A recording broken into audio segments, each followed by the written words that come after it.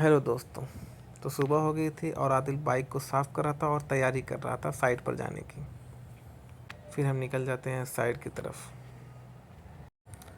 रास्ते में ही हमको बेली साइट पड़ती है, जो कि हमारी साइट की हेड ऑफिस है, जहाँ के इंचार्ज अली और ओझा जी हैं। अली और ओझा जी साइट का पूरा हिसाब किताब, सारा फाइनेंशियल कंडीशन सब देखते हैं। और उनसे हंसी मजाक करते ही वहाँ पर रेहान भाई आ जाते हैं। रेहान भाई हमारे लेबर सप्लाई करते हैं। लेबर जहाँ जहाँ ज़रूरत पड़ती है, जिस जिस साइट पर वो पहुँचाते हैं। आदिल मुझे चाय पिलाता है और चाय पीकर हम निकल जाते हैं नैनी की तरफ। रास्ते में हम मूंगफली लेते हैं और चबाते हुए चले जाते हैं। हमें नैनी जाने के लिए नैनी पुल क्रॉस करना पड़ता है, जो कि बहुत ही शानदार है। यहाँ से संगम का नज़ारा देखने में काबिल तारीफ़ लगता है। फिर हम थोड़ी दूर में साइट पर पहुँचते हैं। आज साइट पर सागर आया हुआ था, जो कि काफ़ी होनहार है और हमारा सुपरवाइज़र है। यहाँ पर काम लगाने के बाद हम ट्रैक पर जाते हैं। जहाँ पर हमको पाइप बिछानी थी, वो जगह हमें मिल नहीं रही थी। हम इनसे उनसे पूछते हैं और अपनी साइट ढूंढते हैं कि हमें किस ट्रैक पर पाइप बिछानी थी, जिनसे बोगियों को वाटर सप्लाई होगा। क्योंकि ये माल गोदाम था, तो यहाँ पर हम अपनी स्कूटी से चले आते हैं और ढूंढते हैं। हमने यहाँ पर पहले ही पाइप का स्टॉक मंगवा लिया है और उसे अनलोड करवा कर यहाँ पर रख लिया है।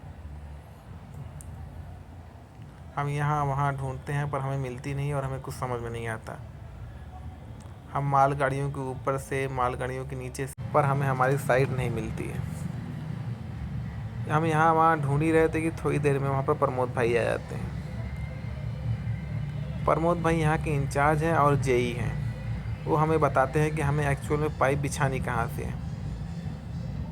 वो हमें हमारी साइट दिखाते हैं और पूरा बताते हैं, पूरा समझाते हैं कहाँ से पाइप कितनी बिछनी है और इसमें वाटर सप्लाई कहाँ से आएगी, और हमें पूरा समझ में आ जाता है।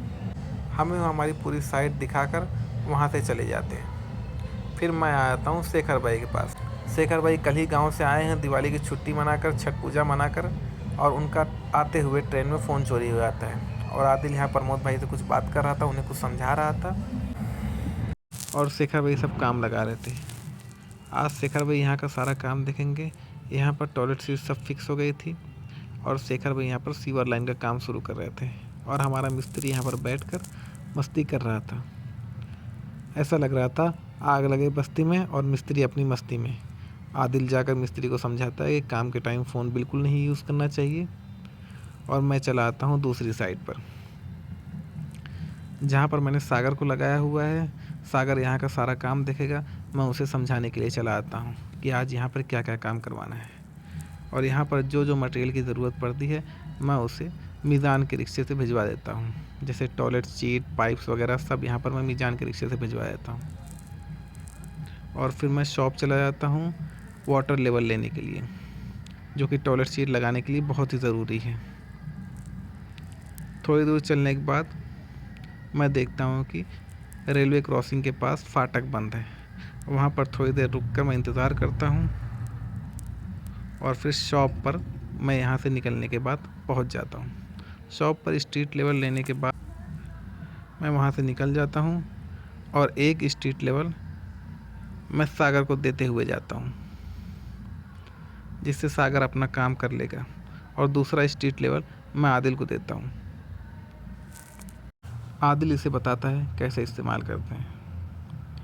आज हमारी साइट पर हमारे चचा भी आए हुए थे, जो एक कंपनी में सबसे पुराने हैं।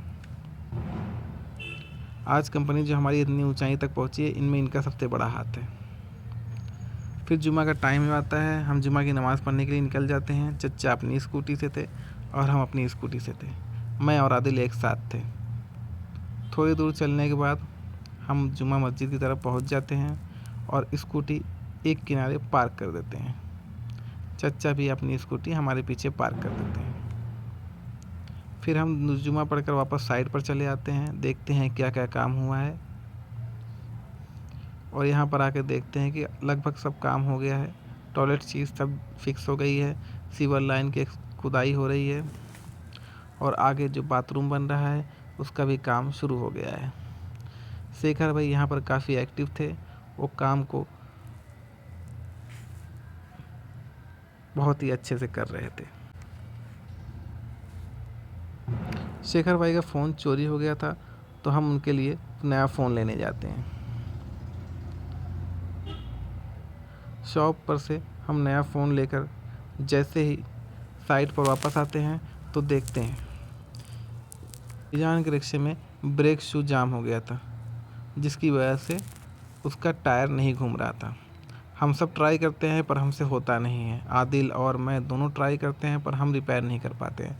फिर शेखर भाई जो कि काफ़ी अनुभवी थे, वो आके उसे थोड़ा सा ट्राई करते हैं और अपनी टेक्निक यूज़ करते हैं और उसे रिपेयर कर देते हैं। फिर सब लोग खुश हो जाते हैं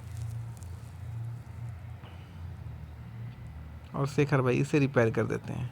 फिर रात काफ़ी हो गई थी और हम लोग अपने घर की तरफ बढ़ते हैं और हमें रास्ते में एक